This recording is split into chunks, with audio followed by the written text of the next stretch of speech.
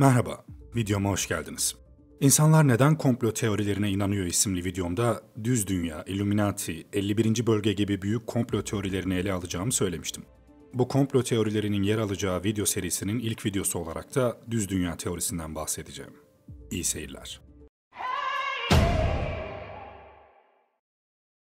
Öncelikle bu teorileri veya düşünceleri ele alırken amacım doğrudan bu teorinin neden doğru olmadığını açıklamak veya çürütmeye çalışmak olmayacaktır. 2021 yılında dünyanın şeklinin neden düz olmadığını size açıklamaya çalışmak açıkçası tuhaf bir amaç olurdu. Öte yandan amacım dünyanın düz olduğunu iddia edenleri aşağılamak ve buna inanmanın ne kadar saçma olduğunu anlatmak da değil. Çünkü bunu yaparsam bu tip komplo teorilerini ortaya atanların tam da istediği tuzağa düşmüş olurum. Bana göre bir komplo teorisyeninin en belirgin özelliklerinden biri, sizi asla savunmadığınız bir düşünce yapısının sahasına çekip size birçok kanıtmış gibi görünen açıklamalar öne sürüp, sizin zaaflarınızdan yararlanarak haklı olduğunuz bir konuda bile sizi haksız çıkarmaya çalışmaktır. Dünyanın şekli bana göre tartışmaya açık olacak kadar belirsiz bir konu olmadığı için bu video vesilesiyle herhangi bir grup veya kitleyle doğrudan bir tartışma kapısı açıp dünyanın şeklini tartışmak veya argüman çarpıştırmak istemiyorum. Öyleyse bu videoyu hazırlamaktaki amacın nedir diyecek olursanız, tıpkı daha önce korku kavramı, büyü, cinler ve yerli korku filmleri üzerine isimli videomda olduğu gibi beni olayın neliğinden çok nedeni ilgilendiriyor. Korku kavramı ve korku filmleri üzerine konuşurken insanlar neden korku filmi izler ve böylece bilerek ve isteyerek kendilerini korkutur sorusunun cevabını aramıştık. Aynı mantıkla komplo teorileriyle ilgili konuşmamın sebebi de bu teorilerin altında yatan değişik sebeplerin ne olduğunu saptamaktır. Yani bu videonun teması, dünya düz değil yuvarlaktırdan ziyade, insanlar dünyanın düz olduğuna neden inanır şeklinde olacak. Başta bu açıklamayı yapmamın ve clickbait başlık atmamamın sebebini anlamışsınızdır herhalde. Konumuza dönecek olursak, düz dünya meselesi her ne kadar yeni bir tartışma gibi görünse de aslında temelleri oldukça eskiye dayanıyor.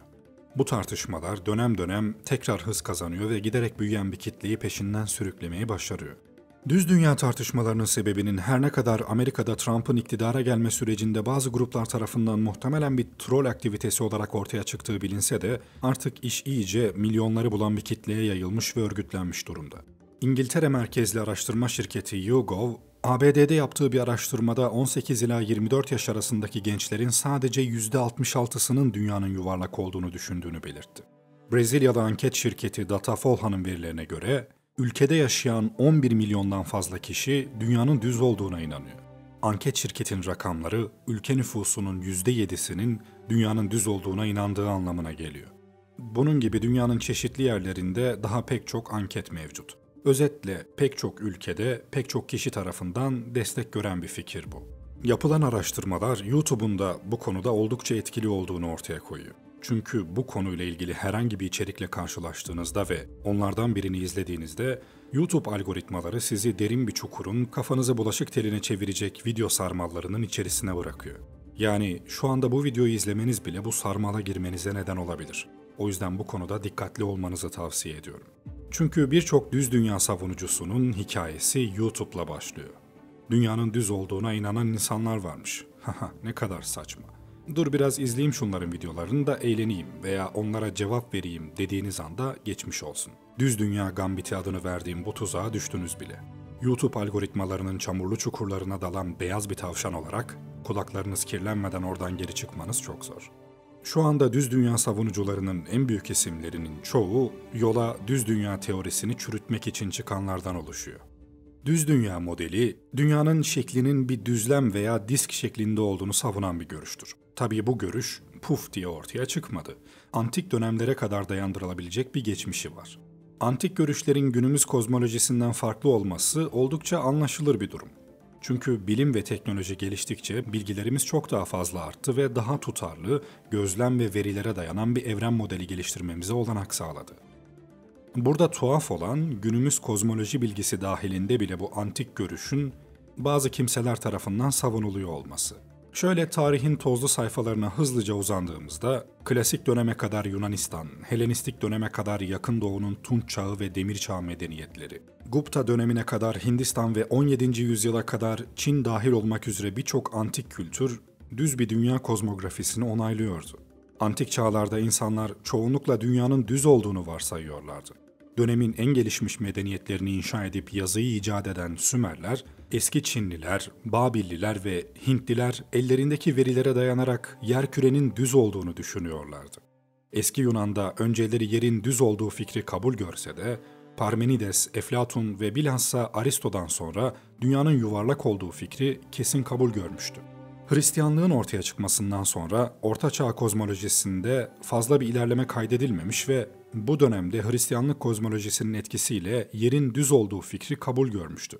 Bu dönemde astronomi ve kozmoloji çalışmalarında Kitab-ı Mukaddes'teki inanç hükümlerine sıkı sıkıya bağlı kalınmış, bunlarla çelişebilecek görüş ve yaklaşımlardan uzak durulmuştu.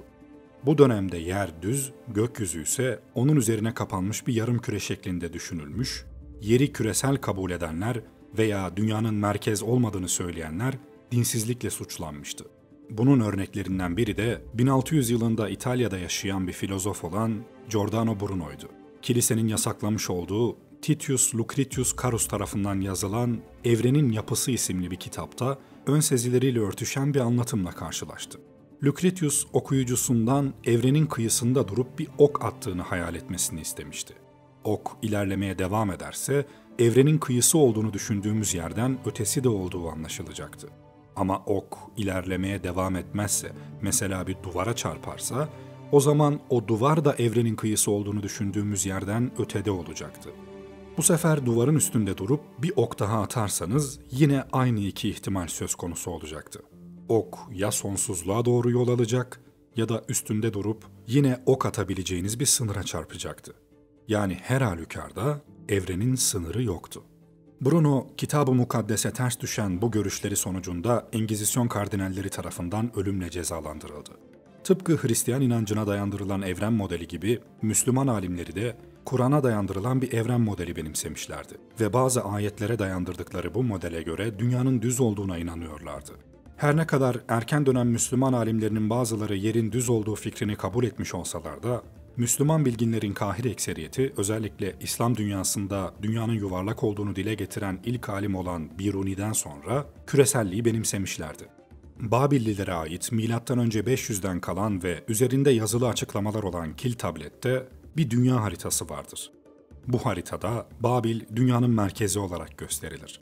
Tablette Babil çevresindeki 7 yerleşim bölgesi işaretlenmiş ve Urartu, Elam ve Asur adları okunabilmiştir. Bu haritaya göre dünya yassı bir daire şeklinde gösteriliyordu. Dış dairede 7 adet üçgen vardır ve her biri açık denizlerdeki adaları temsil eder. Bu adaların yerle göğü bağladığına ve adalarda efsanevi yaratıkların yaşadığına inanılıyordu.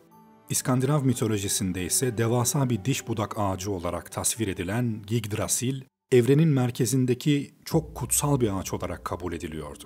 Ağacın gövdesi dünya eksenini Midgard'ın merkezinden delip geçiyordu ve bu ağaç diğer 8 dünyaya da ev sahipliği yapıyordu.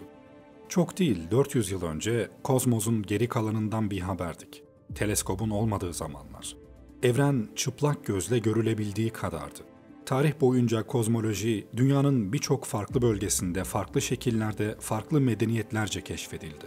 Çeşitli kozmogoniler, evrenin ortaya çıkışına dair hikayeler ortaya atıldı. Kozmoloji anlayışı sıklıkla dinle iç içe oldu, kutsal sayılan dini metinlerde yer aldı. Bunun sonucu olarak kozmoloji ve kozmogoni topluluk ve hatta birey bağlamında farklı değerlendirmelere yol açtı. Farklı dinler arasındaki dini farklılıklar, bu dinlerin ortaya attığı kozmoloji ve kozmogonilerde de görülebiliyor. Mezopotamya halklarının kozmolojik görüşleri, çağdaş fiziksel kozmolojinin ilk örneklerinden biri, hatta bazı bilim insanlarınca ilk örneği olarak kabul edilir. Zira bu kozmoloji anlayışında matematik ve deneysel gözlem önemli bir yer ediniyordu. Özellikle Babilliler, matematiksel hesaplamalar ve deneysel gözlemlerle gök cisimlerinin hareketleri konusunda büyük bir ilerleme kat etmişlerdi ve evreni bu şekilde dönemin ve daha sonraki dönemin daha ziyade dini kozmoloji anlayışına oranla bugünkü standartlara göre daha fiziksel olarak ele almışlardı. Bununla birlikte bu medeniyetlerce geliştirilen kozmoloji teorik bir altyapı barındırmış, bazı bilim insanlarının fiziksel kozmolojinin kökenini antik Yunan olarak görmesine yol açmıştı. Arap İslam mitolojisinde ise dünya düzdü ve Kaf Dağı'nı da içeren ve Mandal gibi yerlerini tutan bir dağ silsilesiyle çevrilmişti. Dünya balığın sırtında duran bir öküz tarafından ayakta tutuluyordu. Bahamut isimli bu balık evrensel bir okyanusta yüzüyordu. Okyanus bir kap içerisindeydi ve kap bir meleğin sırtında duruyordu. Hint mitolojisinde ise evren, altın rahim anlamına gelen Hiranyagarbha isimli kozmik bir yumurtadan gelir. Hint mitolojik inancına göre dünya sonsuz tekrar eden döngülerde yaratılır, yok edilir ve tekrar yaratılır. Hindu kozmolojisi, tarihte bilinen ilk evren modelini barındırır ve Hinduizmin kutsal Vedik metinlerinden Rig Veda'da açıklanmıştır. Buna göre evren, genişleme ve tamamen yıkıma uğrama arasında gidip gelir. Evren canlı bir özdür ve sürekli olarak devam eden bir doğum, ölüm ve yeniden doğum döngüsü içerir. Çin kozmolojisi, düzen vurgusu yapan ve ahenk içindeki bir evren modelini kullanan, evren anlayışını yin-yang, 64 heksagram ve 5 element üzerine temellendiren bir kozmolojidir. Çin kozmolojisinin ilk örnekleri M.Ö. 1. bin yılda Şang Hanedanlığı sırasında ortaya çıkmıştır ve oldukça sadedir. Evren, cennet ve dünyaya ayrılmış, en baş Tanrı tarafından denetlenirken, evrenin bütünüyle parçaları arasında tam bir ahenk ve ilişki vardır. Çin kozmolojisi aynı zamanda zengin bir kozmografiye sahiptir. Büyük oranda geometrik vurgular barındıran bu kozmolojiye göre dünya kare, cennet yani gökse kubbe şeklinde yani daireseldir. Kare şeklindeki dünyanın tam ortasında Çin'in bulunduğuna, her köşede dağ ve krallıkların bulunduğuna inanılır. Zhou Hanedanlığı döneminde bu kozmografi anlayışı devam etmiş, bununla birlikte dünya karesi 9 parçaya ayrılarak açıklanmıştır. Klasik dönem Yunan filozoflarından Aristo ve Eflatun'un kozmolojileri ise Yunan kozmolojisi açısından önemli oldukları gibi fiziksel kozmoloji tarihi açısından da önemlidirler. Zira bunlar daha önceki kozmolojilerin geneline nispeten çağdaş fiziksel kozmolojiye daha yakındı. Platon geometrik bir kozmoloji anlayışını ortaya atmış ve görünüşle gerçek arasında farklı bağlamlarda da ortaya attığı görüşlerine kozmoloji içerisinde de yer vermişti. Ona göre görünürdeki evren düzensizken, görünmeyen gerçek evren düzenliydi. Buna göre astronomlar gök cisimlerine dairesel hareketler izafe ederek sadece görüntüyü kurtarmaya, korumaya çabalamaktaydılar. Her ne kadar Platon'un kozmoloji anlayışı kendi felsefesi bağlamında uygun olsa da pek tutunamamıştı. Bir diğer önemli Yunan filozofu Aristo ise gök cisimlerini taşıyan ve dönen küreler olduğunu öne sürmüştü. Bu kozmoloji anlayışı, genel Yunan kozmoloji anlayışı içinde Orta Çağ boyunca korunmuştur. Aristo bu kürelerin hareketlerinin kürelerin doğasında olduğunu öne sürmüş ve buradan çeşitli metafiziksel bağlantılar kurmuştur. Orta Çağ'da Aristo'nun eserlerinin diğer klasik Yunan filozoflarınkilerle birlikte İslam felsefesi aracılığıyla tekrar Batı'ya dönmesi, Batı'da bu eserlere olan ilgiyi arttırsa da Aristo'nun evren anlayışının, özellikle de evrenin kadimliği fikrinin o dönemde Batı'da hakim olan Hristiyan anlayışıyla çelişmesi sonucu felsefi tartışmanın yanı sıra kozmolojik tartışmalara da yol açmıştı. Yunan kozmolojisini sistematize edense Batlamyus oldu. Milattan sonra 2. yüzyılda yazmış olduğu başlıca eseri Almagest genel kabul görmüş, yüzyıllar boyunca kullanılmış, kendisinden önce yazılan çoğu eserin nüshaları artık kullanılmadıkları için üretilmemiştir. Batlamyus'un evren anlayışı sayısal ve hesap bazlı değil, daha ziyade geometriye vurgu yapan ve kürelerden oluşan bir kozmolojiydi. Antroposentrik yani insan merkezli olan ve dünyayı evrenin merkezinde gören bu kozmoloji anlayışı uzun bir süre kabul görmüştü. 16. yüzyılda leh bilim insanı Nikolay Kopernik, heliosentrik yani güneş merkezli bir kuram ortaya attı. Kopernikus'un bu teorisi, İtalyan astronom Galileo'nun yeni keşfedilen teleskopla yaptığı gözlemlerce doğrulandı. Bu gelişmeler, kozmoloji açısından büyük adımlar olduğu kadar, genel olarak tarih ve düşünce tarihi açısından da önemli olmuşlardı. Daha önce ortaya atılan düzenli evren anlayışı, yerini oldukça düzensiz ve kusurlu gözüken bir evren anlayışına bıraktı. Bu da özellikle dini bağlamda çeşitli sorunlar yarattı. Daha sonraları Danimarkalı bilim insanı Tycho Brahe'ın yaptığı çeşitli gözlemler sonucu Alman matematikçi ve astronom Kepler, gök cisimlerinin mutlak ve mükemmel dairelerde değil, elips benzeri yani eliptik yörüngelere sahip olduğunu ortaya koydu. Kepler, gezegenlerin hareketlerine dair ortaya koyduğu yasalarla bazen çağdaş astronomi biliminin babası olarak kabul edilir. Bununla birlikte dönemin en önemli sorunlarından birisi olan ve gök cisimlerinin hareketlerinin ve eliptik şekillerinin sebebini konu alan sorun Newton tarafından çözüldü. Newton, yerçekimi kuvvetine dair çeşitli sonuçlara vardı. Ayrıca matematiksel olarak bu çekim kuvvetinin nasıl gök cisimlerinin eliptik yörüngelerde hareket etmesini sağladığını kanıtladı. Kozmoloji ile ilgili birçok önemli kavram ve terim bu dönemde büyük gelişme ve değişim gösterdi. Dünya merkezli kozmoloji anlayışı sebebiyle o zamana kadar dünyanın etrafında dönen gök cisimlerini tanımlayan gezegen terimi, güneş merkezli kozmoloji anlayışının güç kazanmasıyla artık güneş etrafında dönen gök cisimlerini tanımlamakta kullanılmaya başlandı. Bu anlayış dolayısıyla dünyanın da aslında bir gezegen olduğu sonucunu çıkarttı. Güneş sistemi dışı gezegenlerin varlığı ise bu dönemin sonunda farklı yazarlar tarafından olası bulunsa ve dile getirilse de 20. yüzyıla kadar doğrulanamadı. Kozmoloji oldukça geniş bir konudur ve büyük bir kısmı muazzam zaman ve uzaklık ölçekleriyle ilgilidir. Evrenin kozmolojik tarihine böylece göz gezdirdiğimizde antik ve mitolojik düşüncelerden başlayarak yavaş yavaş nasıl modern kozmoloji görüşüne evrildiğini gördük. Düz dünya görüşünün temellerinin de aslında mitolojik bazı inançlar ve antik düşüncelerden kaynaklandığını söyleyebiliriz. Tabii bu günümüzde hala nasıl bir böyle inanışın kabul gördüğü sorusunun cevabı değil. Bu sorunun cevabı için konuyu biraz daha irdeleyelim. Düz dünya terimi Google aramalarında oldukça yüksek sayıda aranan bir kelime.